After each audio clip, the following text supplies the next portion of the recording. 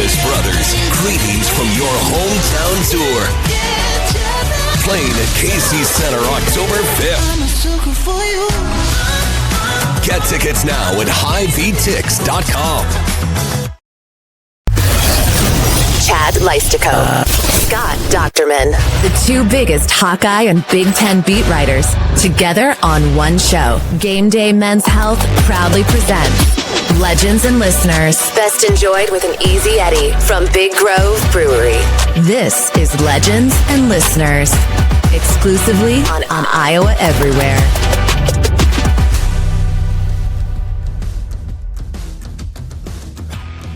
Hey, Hawkeye fans, Big Ten fans, and Iowans everywhere, including our friend Scott Dochterman out in Indiana, on this lovely Tuesday morning show. We're coming to you early this week on Legends and Listeners. I'm Chad Leistikow of the Des Moines Register, Scott Dochterman of The Athletic, from the Channel Seed Studios as always, and what a great show we have for you today, because I don't know if it could have worked out any better, Scott, because I was one of there was only 4 Iowa media out at Rutgers, and I was one of them, and you were covering Indiana and Illinois, as we were talking off the air, Drago versus Creed, yes. Kind of a grim reference there, but now we get to talk about Iowa, Indiana, and you are all about Indiana this week. I've been obviously all about Iowa, so it's going to be a really fun show to be able to converge what we've seen and kind of merge it into a nice preview for a very big game. Yeah, exactly. I mean, this is huge for both of them.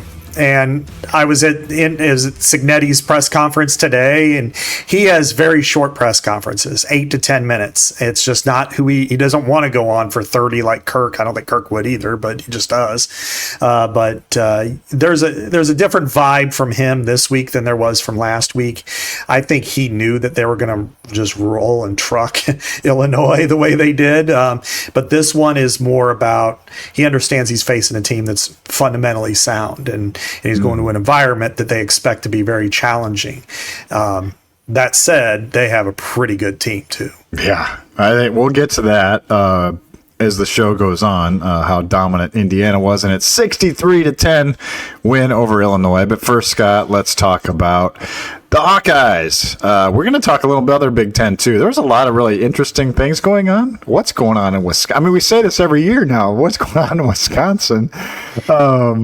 Nebraska, comes up short again in a big game, and there's plenty of other stuff in the Big Ten going on. But really, it started Friday night, Scott, in Piscataway, New Jersey. Blackout conditions, and let me start with this question for you, because I didn't get to sit next to you in the press box, so I haven't talked to you really about this game yet. What were you thinking when Rutgers scored touchdowns on its first 3 drives of the game? I was thinking that the pass defense is broken. Now, Rutgers looked pretty good. And it's with some of these teams, certainly this week with Indiana and with Rutgers the other day, you have to remove the team name and watch them for who they are and not think, oh, this is only Rutgers. Well, it's a different Rutgers team. Last year they were a big blown lead in a bowl game from going 8-5. And what I saw from Athan Galiak-Manis was completely different than what you saw of him in Minnesota.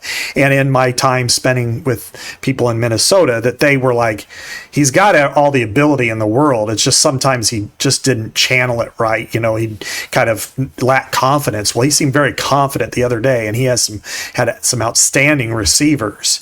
So when they scored on those 3 drives and went right down the field, attack, I'm thinking, where's the pass rush? Why are they giving him this much cushion? Even when they're kind of interfering with the receivers. I mean, they're playing very physical. It still wasn't working. And I'm thinking, this is a problem. And they're able to shut the door a little bit in the second half and normally holding to 1 score and a blocked field goal. But still, it was, a lot of red flags went up for me while I was watching that game. You had a better vantage point than me, or at least in the press box. Well, yeah, I know I'm obviously starting with a little bit of the negative here, but I think it leads to the resiliency that we did see with this Hawkeye team. But yeah, it made me think, Scott, of last year's game at Michigan State, where they couldn't stop Aiden Childs, like a pretty, average team last year. They couldn't stop them. They never punted once. They I think tried 7 field goals against the Hawks and scored 2 touchdowns. Could have been much worse in that game. That's what it looked like to me. Just a pass defense that just couldn't stop anybody. But give credit to the Hawkeye defense. They show it was kind of like the Kirk Ferentz win. It would have been perfect for like 206 because it was, you stayed in the game. You didn't give up. I think, boy, the tweets, etc., were just unbelievably negative, as you would expect. It was just, but the Hawkeyes came back, and lo and behold, it was the offense, Scott, that brought them back. I thought here's the stat that I think really tells a story about what Iowa did the other day is they fell behind. Rutgers took the lead 3 different times in that game with touchdowns. 14-7. Iowa answered with a touchdown. 21-14. Iowa answered with a touchdown. 28-24.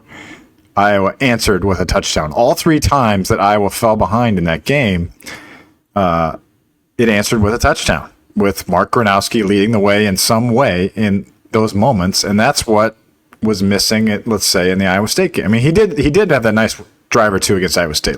Let's say that, but he has just grown exponentially. It feels like per game, and I love that photo that Aiden's showing there because that was kind of the image of the game for me. Scott, is Gronowski regained, I think, the swagger that he has been known to have because it was a big game. It was a big game. This was a big game. Rutgers is a pretty good team. I'll be surprised if they don't do pretty well. And he led that team. He led that team with his legs, his arm. Really, really impressed with the offense. The offense won a game, Scott, and it was because of the quarterback. It's hard to believe. It's something that hasn't happened for a long time, and it's really a good thing that it happens because they need that, not only just for this week, frankly, but they need that for the entire season. You need your quarterback who you spend a lot of money on, but also to have faith in him that he's going to do that. I mean, if he completed 67% of his passes, for 186 yards, but he also ran the ball with effectiveness with 3 touchdowns, 55 yards. So he's engineering victory. And quarterbacks at Iowa have not done that really since C.J. Beathard. And I know Nate Stanley had a really nice career, and it looks really good in retrospect. But he was a strong-armed caretaker is kind of how I would describe him. I think in Mark Gronowski's case he's the type of guy that can engineer victory. He has throughout his whole entire career, and now he's getting more comfortable at Iowa. And yes, he had the most horrific pass, even worse than the first week pass. And I'm sure that that's the type of thing that when he was on the plane, when he was nodding off, that's probably like competitors, that probably came up and bit him. He just like, I can't believe I messed that up. But that said, he responded. He's responded with toughness. They ran the ball with effectiveness. I thought that this was a good team win, one you need. And again, this isn't the Rutgers of yesteryear. This isn't Rutgers of 6 years ago when you just said, what point are you going to put in your reserves? I mean, this is a Rutgers team that's now, they have a really tough schedule. Their schedule is on par with Iowa's and not quite Wisconsin's, but so they may struggle to get to a bowl game because of that, but they are a very decent team. I was very impressed with their receivers. Very impressed. Ian Strong is really good. Like, I didn't realize how good he was until I got there, but yeah, they made some really good plays. And I felt like in this game, if we want to turn it over to the defense quickly, that some guys grew in that game. Zach Lutmer had a rough start to that game, but by the end of the game, he was playing really well. I honestly thought Deshaun Lee got better as he went. I know he got picked on a lot, but he was in good coverage in a couple of those completions, and those receivers were just tough, man. They were tough. I mean, I'm not going to say Deshaun Lee had a great game, but I thought that the whole defense improved, and particularly the pass rush, Scott. It just kept coming. It kept coming. And I think that's where Calvin Bell kept those guys fresh through 3 games. They didn't have a lot of snap counts, but he did lean on those guys in this one. Llewellyn, Herkett, Graves, they played a ton of snaps. Hawthorne played a ton of snaps. He had not been used that much, but they kind of unleashed him this game too. And they finally got some pressure. That finally created the turnover. Your guy Rexroth with the pick.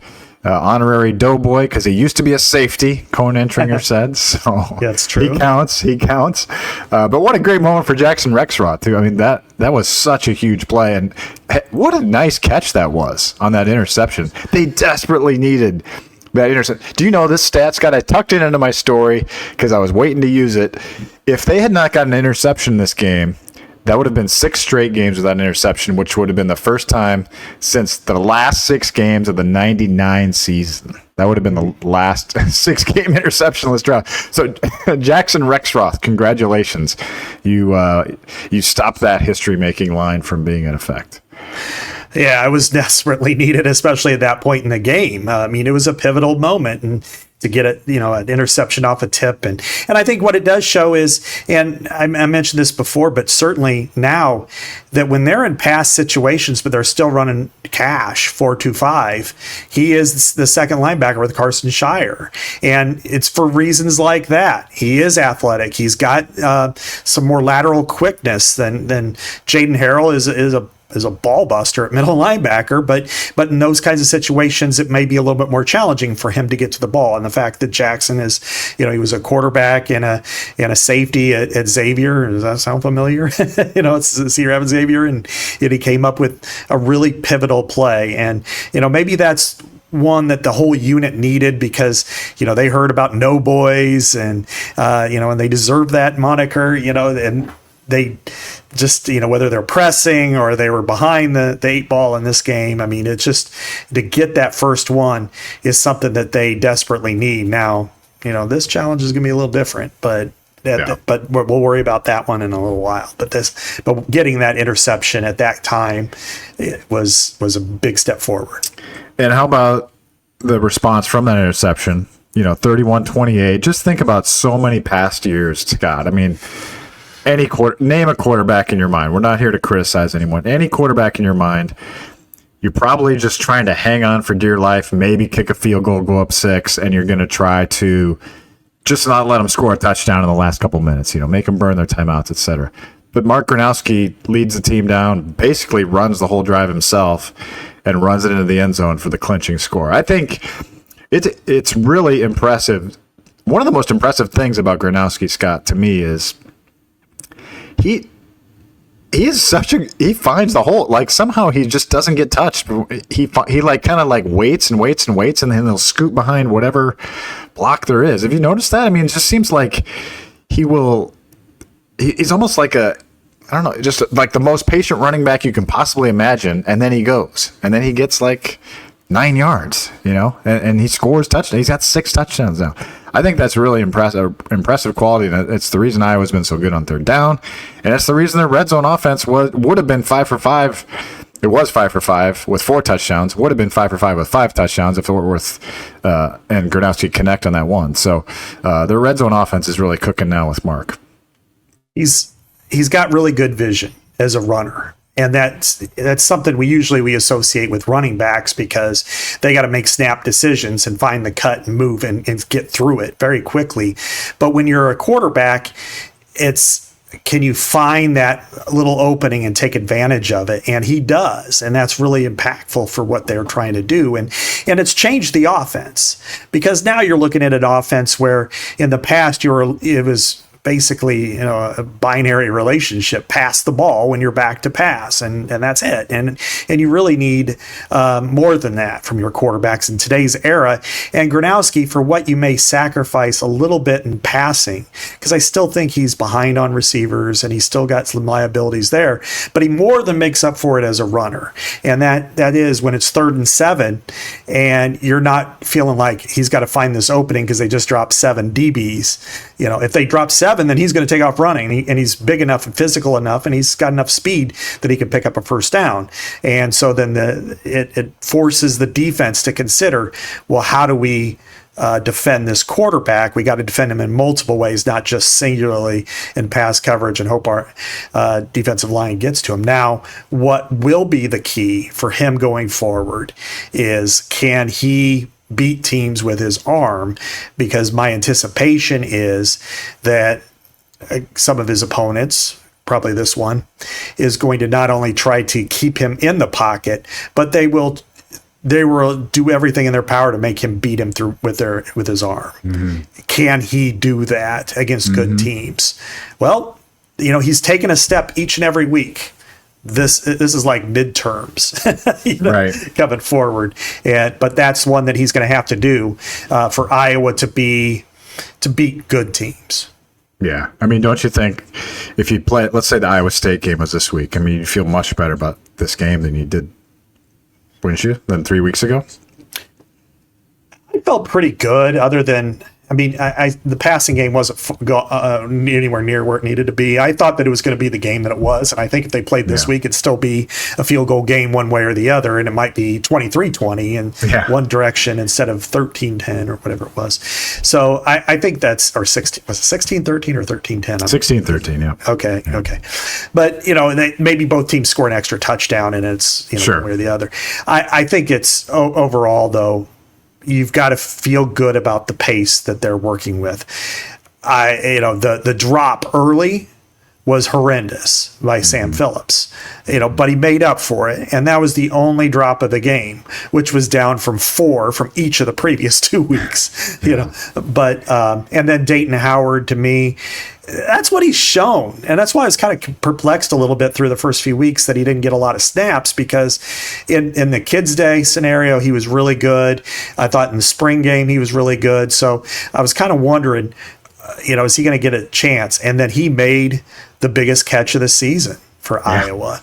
And now, to me, it's like, okay, you made the biggest catch. You get the most snaps, and he's got size and speed and obviously hands. So to me, he needs to be more and more active in the passing game. Yeah, let's talk about running back real quick, and then I'd like to move to Indiana, and then maybe after that we can talk like the matchup itself. I thought Kamari Moulton's return was really impactful. I think he was a little bit he was kind of tripping over his own feet a few times. I think he just missed the crease like 4 or 5 times. Not missed the crease, but just missed breaking it. He was just so close to breaking some. I think he really brings an extra gear to this running game. I wouldn't be surprised if he cracks a big one soon. They're still kind of waiting for that. But then they lose Jazzy and Patterson in the game with a sprained ankle. He did appear on the Monday depth chart. I don't know if that means anything, but we talked about so much depth in the running game, and almost everybody's been hurt now. I think the only one that hasn't been hurt is Terrell Washington Jr. and of course Nathan McNeil, who I would advocate to be your number 2 back this week. To be honest, I'd just go Moulton and McNeil, and then Washington is maybe the 3rd down back, whatever. But those two, if Patterson's unavailable, I would go that route this week, because I think Xavier Williams is out another week probably. Yeah, and you got to be careful with that balance, especially when you're talking about running backs. You have a bye after this. Don't have them in reserve, have them dress, have them ready to go, but basically say break glass in case of emergency type of scenario, or just wait. I think that. I mean, we both like Nathan McNeil, and he shows something when he's in there. And, he had a big play the other day. I think you just got to get him on the field, because he does good things in both the run game and in the pass game. But Kamari Moulton is the best running back on this team. He's the most complete running back on this team. He's big, he's physical, and he's built himself into being big and physical. He was small when he came in. He was like 170 pounds, and now he's 200 and some. He's can take the load. I really like the way he performed, and I like the way their running game performed as a whole. Now, Rutgers is not a very strong defense. That is their Achilles heel, and will bite them throughout the year. But still, to be able to get, 160 yards, and I thought was was really a good day for them. And, for 68 for Moulton to come back and for them to average more than 4 yards a carry on the road, it shows depth and progress, and they need that part of their game to step up. And Jazz Patterson is a huge loss if he can't go, because he's been, what you're going to get with him.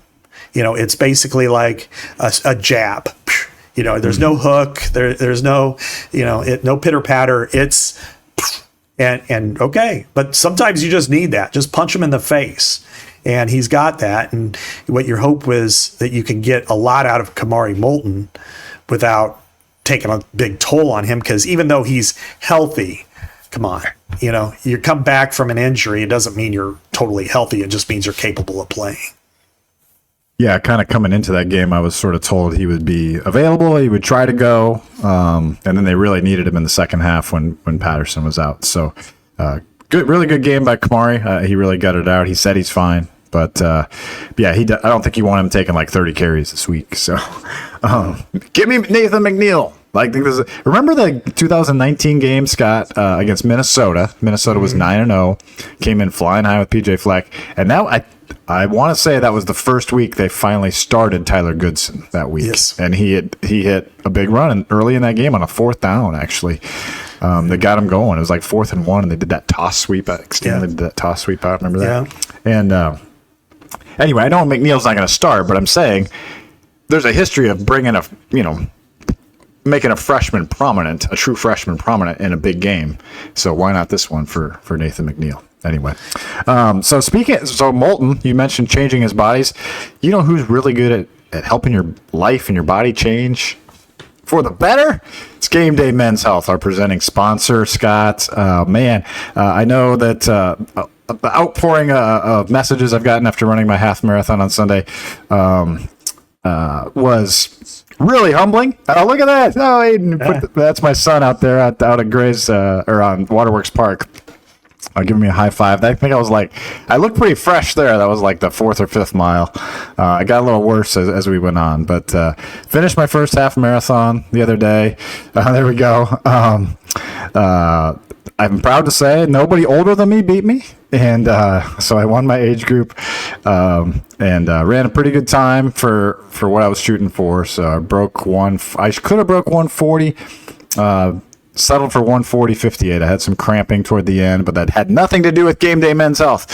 I had endurance throughout. GameDay Men's Health is tremendous with testosterone replacement therapy, with everything else you need for us old dudes. I'm 51, and I ran, like a 7.5-ish, little over 7.5 minute pace. And so pretty happy with that. I think I can do better, but GameDay's got me on the right track, and I know he's got you on the right track, Scott. It's a really invigorating feeling to just feel like your body can respond like you're in your 20s again. That's kind of the slogan. So I had a great message from someone in my text group just today, actually, and it was like, I'm going to get signed up with GameDay in Ankeny because, I've heard so many good things about it. So we know that the word of mouth is great. I'm telling you, I mean, you can just I've never run that far in my life, and I did it this past Sunday. I'm like, no sleep. I got so screwed on sleep, Scott. Here's what happened. So I got like no sleep the night before my flight on Thursday morning, and then Friday night or Thursday night I was going to sleep. I was going to sleep in because the game was going to be like at night or whatever. And so I stayed up late, watched the NFL game, and I was like, I'm going to just sleep till whenever. I'm not even going to set an alarm. I'm like, this is great. Fire alarm in the hotel goes off at 7 a.m. And so I got like maybe 7 hours sleep, which I was hoping to get like 9. And then the next day, my flight got delayed. I didn't get home till midnight, and I had to get up early very early the next morning for my race. So I got like no sleep. But anyway, GameDay Men's Health, though, it got me to the finish line. I will say that. So get connected with them at GameDayMen'sHealth.com or visit one of the locations in Ankeny, West Des Moines, or of course North Liberty. GameDay. Yeah, GameDay can get you to the finish line in a lot of different areas of your life. And, and I would say that, it's certainly helped me out. And when it comes to going to the gym, and I feel better than I have in a while. Maybe I need to shoot for a 5K. I've never done a 5K. Now I feel like I can do that, but I'm probably not going to do that right now. Not while I've been still in Indiana. I got to go to Chicago. I was in Dallas last week. I was in Bloomington a couple of times. So I don't think 5K is on my docket yet. But I did go to a Game Day Men's Health on Friday instead of Monday morning, which I usually do. Have you ever gotten the to-go needle? Like I've done that like 4 or 5 times. Yeah, and they mentioned that to me, and I just said, "Well, can I just get one now?" And then, and then they're like, "Yeah, sure, go ahead." And I'm like, "Okay, I'll just do that," because I had a little bit of time. So yeah. Anyway, well, excited. Anyway, I was excited to give Game Day a shout out because I really feel like I owe it to them for all the help that they've given me. That I think that was a big factor in me being able to do this, and I've leaned up quite a bit too. So, and actually Scott, the guy in my text group, was like, I want to lose, like 40 pounds like Dochterman did. So I thought that was really inspiring. So very cool to hear. All right, let's talk about Indiana. You're in Indiana, and you covered the Indiana-Illinois game. Oh boy, what are the Hawkeyes in for this Saturday? Tell me about the Hoosiers. Well, where do I begin? Okay, first of all, don't think of this as Indiana. If you do that, then you're going to be disappointed because this is not what you would have come to expect from IU, that they're just going to come in and if you lose to them, you're thinking, oh, I can't believe we can't beat Indiana. This isn't Indiana. This is Ohio State West. The quarterback, let's start there. Fernando Mendoza, I've talked about him before. 21 of 23 with 5 touchdowns. He's 6'5", he's 225. He's got good quickness laterally. Very, very accurate. Runs RPO to the best that I've seen in a long time. Illinois had no answer for him. Now, Illinois was without its best defensive back. He couldn't play, and then another one got dinged for targeting. So that did hurt them, no question about it. But they do have 2 of the best receivers in the Big Ten. Elijah Surratt, who was really good last year, and he's still really good. And then probably, at least my experience, the best slot receiver and one of the most explosive players in the country is Omar Cooper. And he has just been out of this world this year, and he's almost a disaster to try to, in some ways, just try to compete with.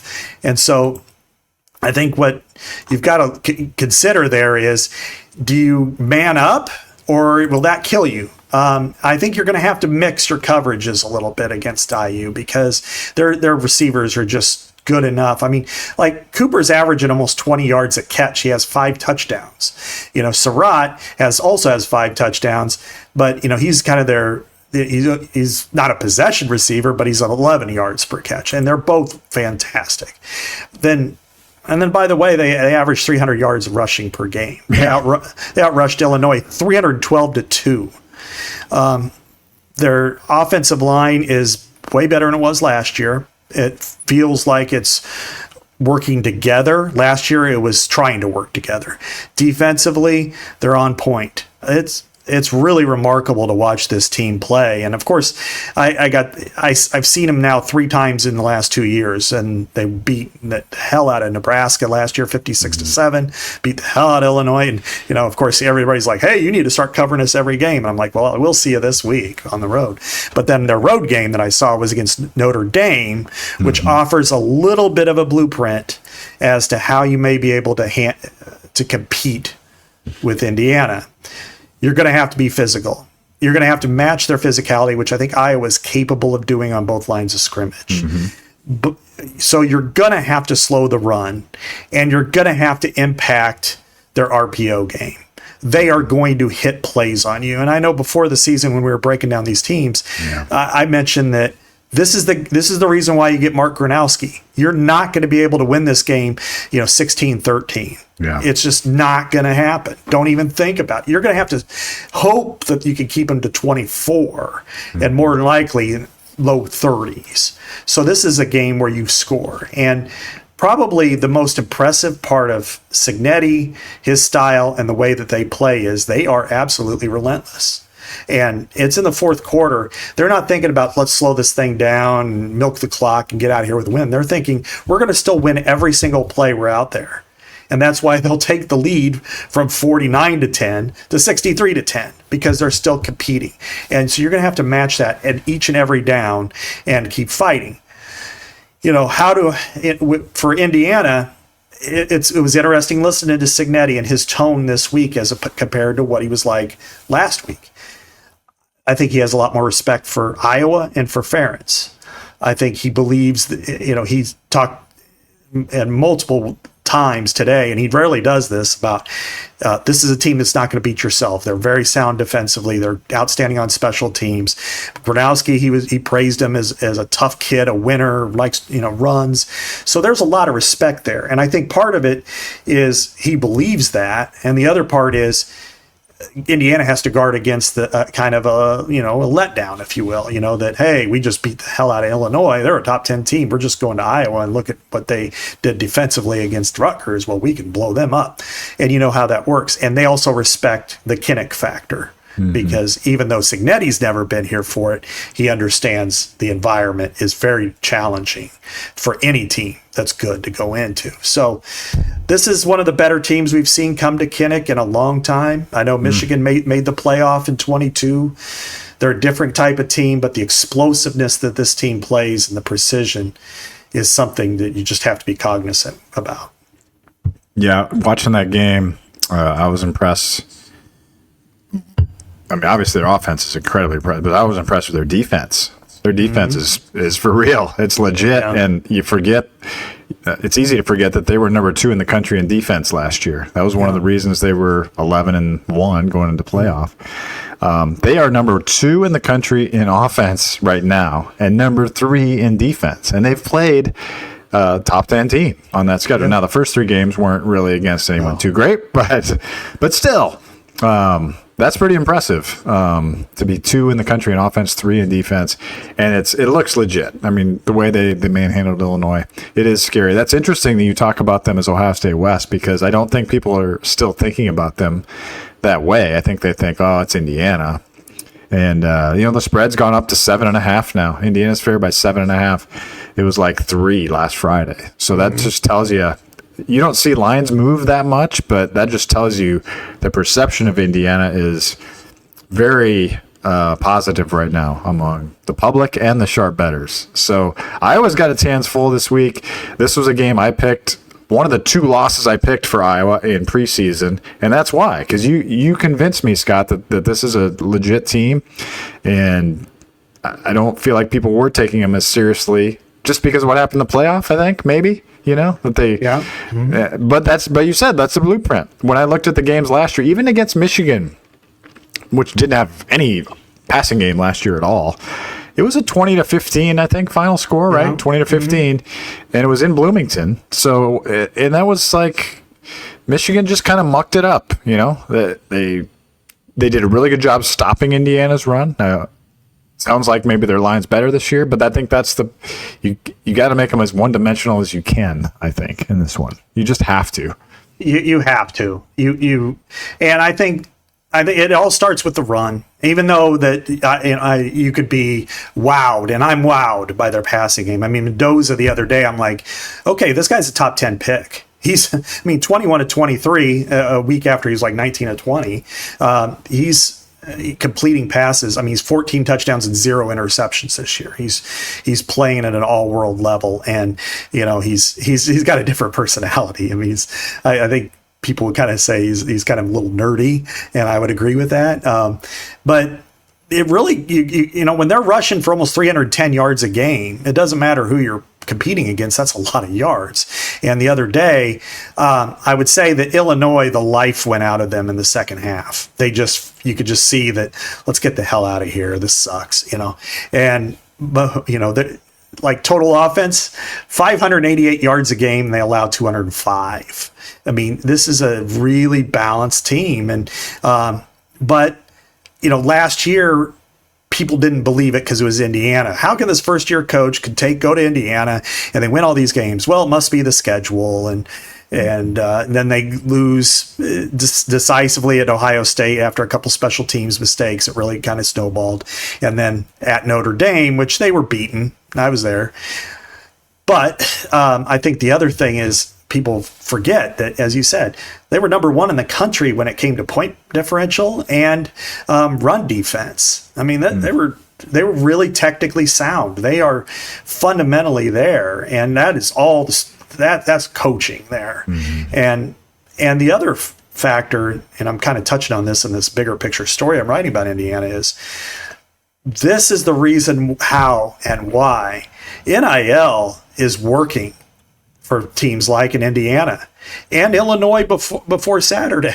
And for other programs like them, is that if, let's say, Kirk Cignetti was hired 7 years ago, he wouldn't be able to walk in and bring 12 of his players or whatever it was from James Madison, who won 5 straight championships in that league, and go get the best G5 quarterback and a couple other players and coach them really hard and put this product on the field. I mean, no, they would have holdovers. They would have to hope to get through a season, then have a big recruiting class, and then wait. And now it's instant.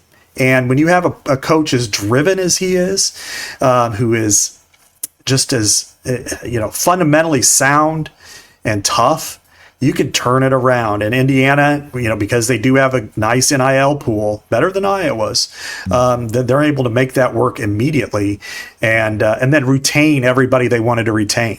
And so this is a real challenge coming up for Iowa. Not saying that they can't do it. I will never put that on them at home. We have seen too many times when it's been like, oh, what the hell? But I think this is. But you just got to respect the mettle of your foe coming up. Yeah. What are the chances, Scott? You're really plugged in right now with the Hoosiers. What are the chances you think that Iowa gets boat raced? Because I think that's on the table, and I think Iowa's improved quite a bit. I think they've got a lot of good things going for them. But what are the chances that Iowa gets housed at home? 50-50. Really? Yeah, I can see it two different ways right now. I could see it 31-0 at halftime, or I could see it 10-10 at halftime. Okay. And yeah, quite I know the extreme there. Yeah, right. And it's just, kid, Indiana, what they've got to recognize is they know the environment that they're going into. They know that they're going against a fundamentally sound football team that competes hard at home, that does everything the right way. Can they channel their mental outlook and come right in and do what they're supposed to do and zone out on the elements and take care of business and then force mistakes? If they can, they are the better team. I'm just going to be honest. But if they can't, if Iowa can have a very loud, boisterous crowd, if they can knock away a couple plays early, maybe get a turnover. I've heard those things happen sometimes at Kinnick, but I haven't seen them for a while. Get something like that, score, be physical, hold them down, take advantage of every situation. You can't just get a quick change play, an 80-yard kickoff return to the 15 and then kick a field goal. You're going to have to score. You're going to have to score touchdowns. And if you're up and it's like, oh my God, you're up 24-3 at halftime. So what? It's 0-0. You're going to have to keep pushing the pedal to the metal because they're capable of coming back. So I see it as 50-50. And I'm just being as honest as I can based on what I saw the other day, which is if they were playing any other team other than maybe Ohio State in the league, they would have won. They would have beaten Oregon. They would have beaten Penn State the other day. No question in my mind. Wow. 50-50 that Iowa gets blown out. That's pretty eye-opening. But yeah, I think respecting the opponent is definitely check that box for Scott Dochterman. So what seeing their defense, Scott. We talked about Iowa needs to stop Indiana's run. I'm a little worried about the pass defense.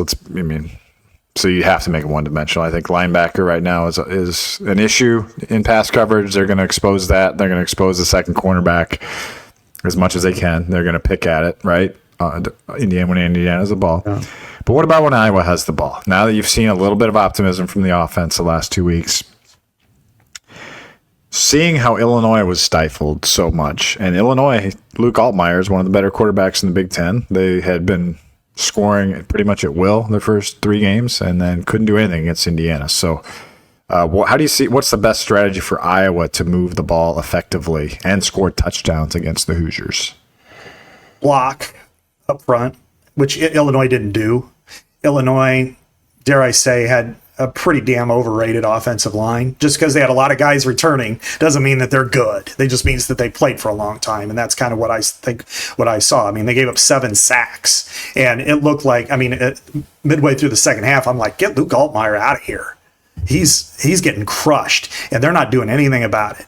And I think that Illinois has got a major problem this week, just recovering from that whipping. Sure. I mean, because they took it, but they're very sound at every level. There's no question that it's going to be challenging. I think they're most susceptible at safety, and Cignetti couldn't help but just call them all out and say how bad they played. Yeah.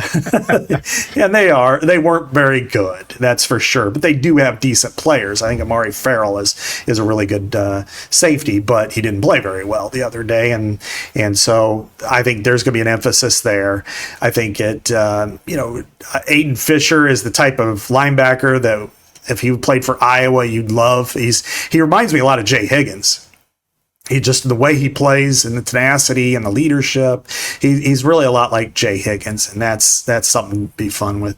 Mario Landino was really good the other day, and getting to Altmaier twice. I mean, they were just so active up front, and they threw some stunts. And Bryant Haynes is a really good DC, so he's going to try to confuse Mark Gronowski, so he's going to have to be on point in what he sees. But Iowa has a pretty good offensive line.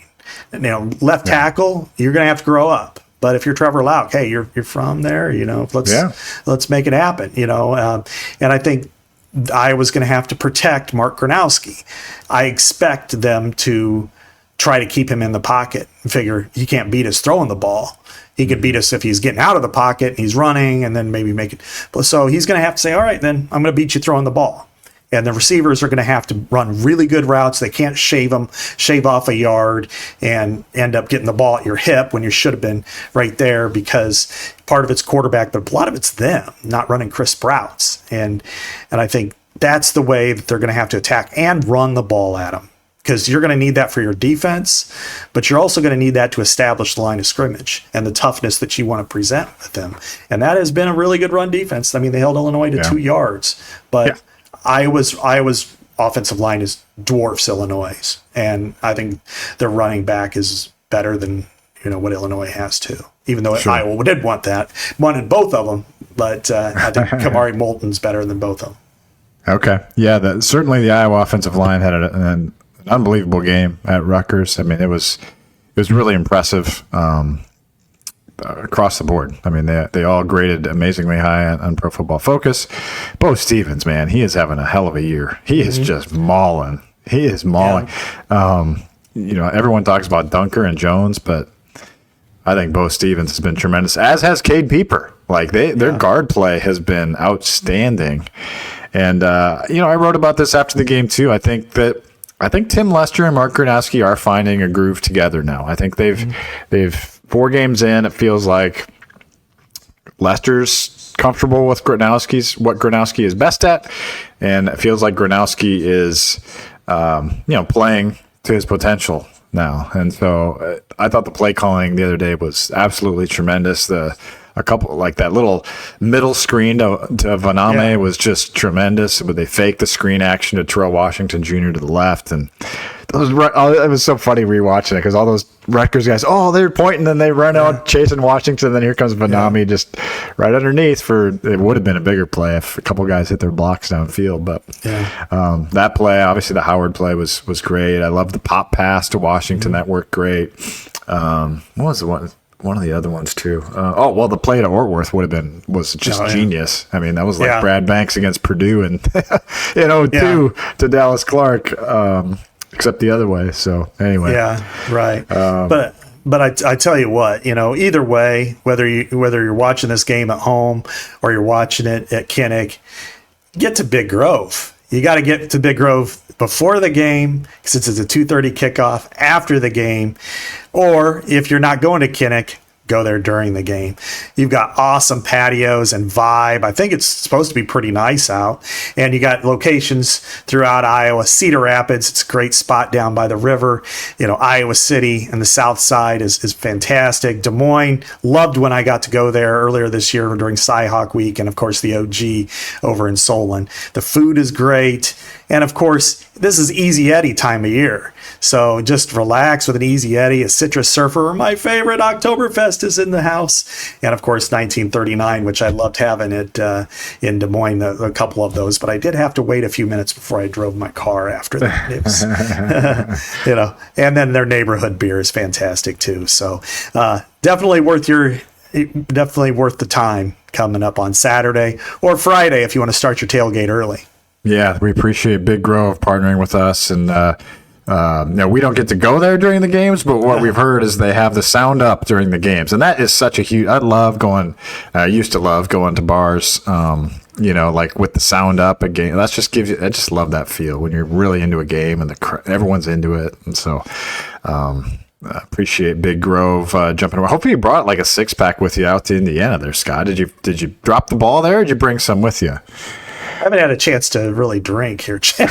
I've been pretty busy, but I'm just joking. I am when I get back, though. I'm definitely going to hit up, whatever we can get at Big Grove. As far as 1939 has always been my go-to, but I need a day on my deck. I'm starting to miss home. I've been gone. My birthday I got spent at the airport all day on Thursday and didn't get home till like 11:30 at night, and then left Saturday morning for Indiana, and I'll be in Chicago this week for CFP meetings. So it's been a long week already. Man, you're working your butt off over there for the Athletic. Keep up the good work, Scott. See you Saturday at the game. Any other Iowa Indiana stuff, or you want to move on to the rest of the Big Ten? The only thing I could really say about this is, let's examine the ramifications. Let's talk big picture. Actually, I should have mentioned that. Go ahead. Yeah, Iowa has a bye after this week, and it's an important bye. If Iowa loses, and Iowa's expected to lose, even at home, it means that it's going to be a really real struggle to get to the playoff.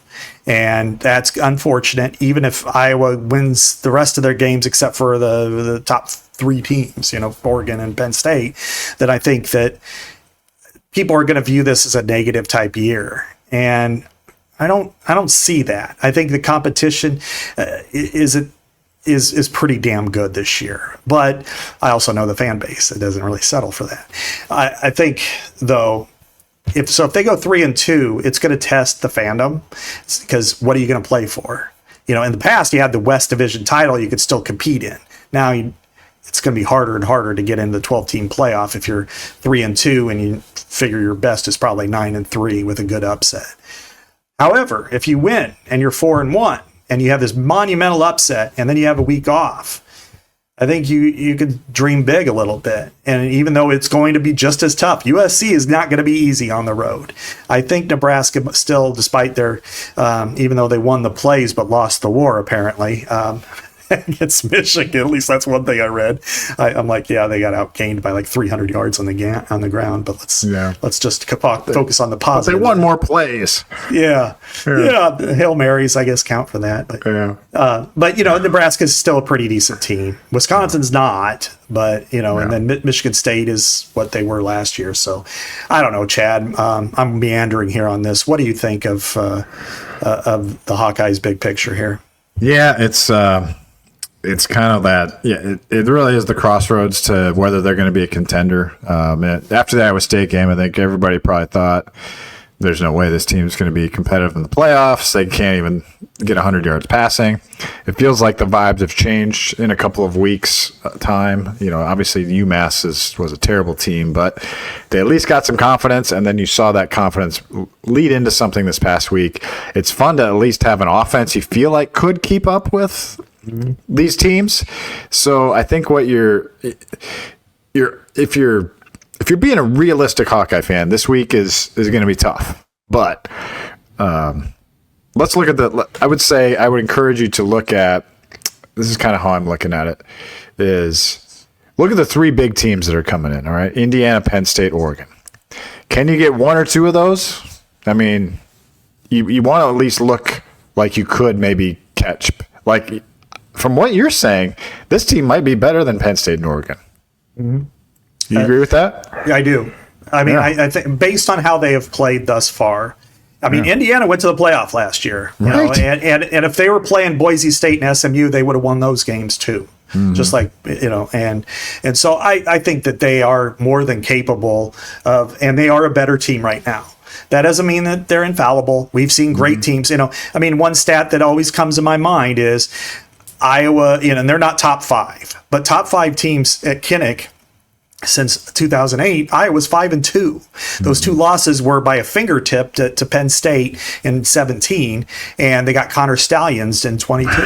Yeah. You know, but they're 5-0 in the other games. Yeah. Iowa also has lost 10 straight against ranked teams. Haven't beat a ranked team since Penn State in 21. Sometime they're going to be due for that. You know, now is it going to be this week? They've got a lot of growing to do because I think defensively they still look like they have some work to do. That, you know, they just didn't play very well in the first half, and it is a different era. But you know, overall though, if you know, and maybe they're just a little bit backed up. And in your own life, if you live in the Iowa City area and you're backed up, you should probably call Acriman Plumbing. You know, it's a place where you can discover just how the plumbing industry can be when you choose a customer-first, independently owned and operated business like Acriman Plumbing. It services the Iowa City area, and we're thankful for their support here on Iowa's Everywhere's Legends and Listeners and Instant Iowa. Acriman is only in the residential plumbing business, so your calls matter and will be answered in a timely manner. Whether it's for a plumbing emergency, routine service, or maintenance, equipment replacement, we've had our hot water heater replaced by Acriman, or upgrades like tankless water heaters and water filtration systems, call Acriman. We also love a business that's growing. Acriman is looking for another service tech to join their team. If that is you or you know someone, reach out. Acriman would love to hire them. Shout out to their team, Corey, Stacy, Aaron, Nathan, all the rest. So visit AcrimanPlumbing.com for 5-star residential plumbing services serving the Iowa City area at 3-star prices. Man, what about Wisconsin? What's going on there, Scott? Good grief. I mean, now Maryland's always a little bit better early in the year with Loxley, but holy moly. I mean, I thought year one with Fickle, I was like, well, you know, it's an adjustment period to this air raid, whatever they're doing. You know, maybe it'll work. It just needs a year. And then, of course, last year, Iowa beat them 42-10. Now they're doing 42 push-ups. I don't know if those push-ups are helping them. Lost 27-10 to Maryland. Wow. I mean, I don't know if they win another game. What's going on there? I mean, you got to look at it for what it is. I mean, I think, you know, we all prematurely, we look at the schedules and we mark win, loss, win, loss. Mm-hmm. This was one that everybody thought, okay, this is their one win. And then they got a really tough October and then much more difficult November than we realized. And, you know, maybe they find a way to squeeze a couple of victories out. They upset somebody. They beat their rivals, and maybe they get bowl eligible and things look better. No, they look worse.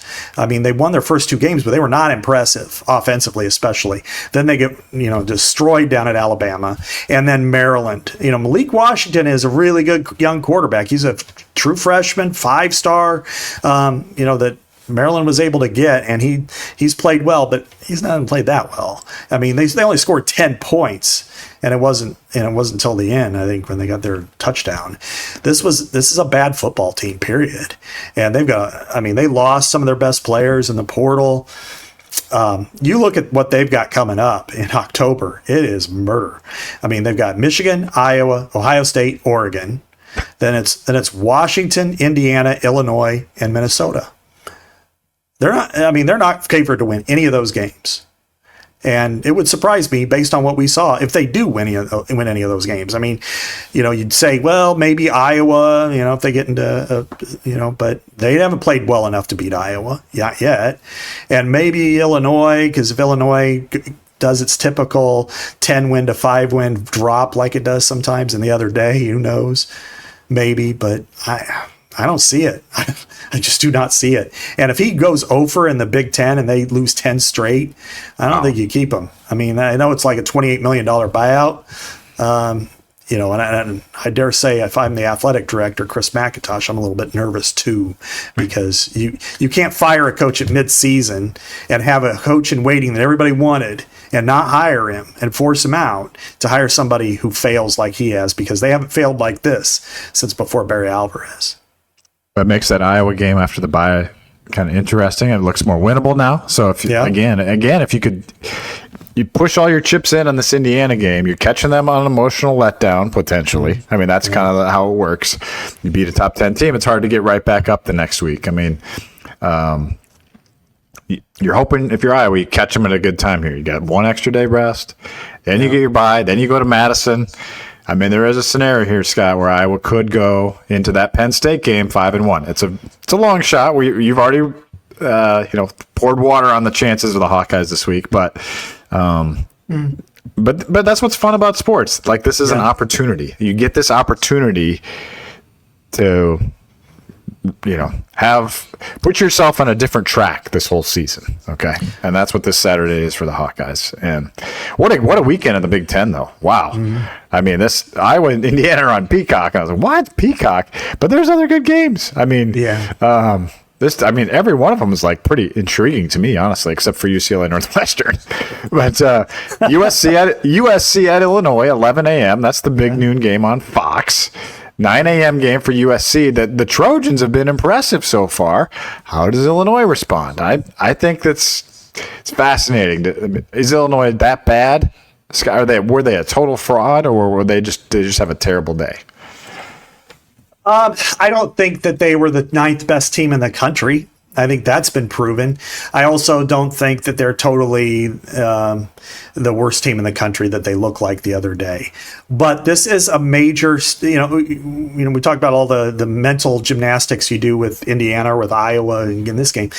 He's got a bigger job than any of them, because after getting beat like that, it can destroy your team's confidence. And at Illinois, that doesn't have a lot of history of sustaining success, both with the players there, the fan base is already kind of, they're already on the downside of things. You've got to get your team back right and just say the flush it and all the cliches, but then show what can we do right, because they just beat the hell out of you.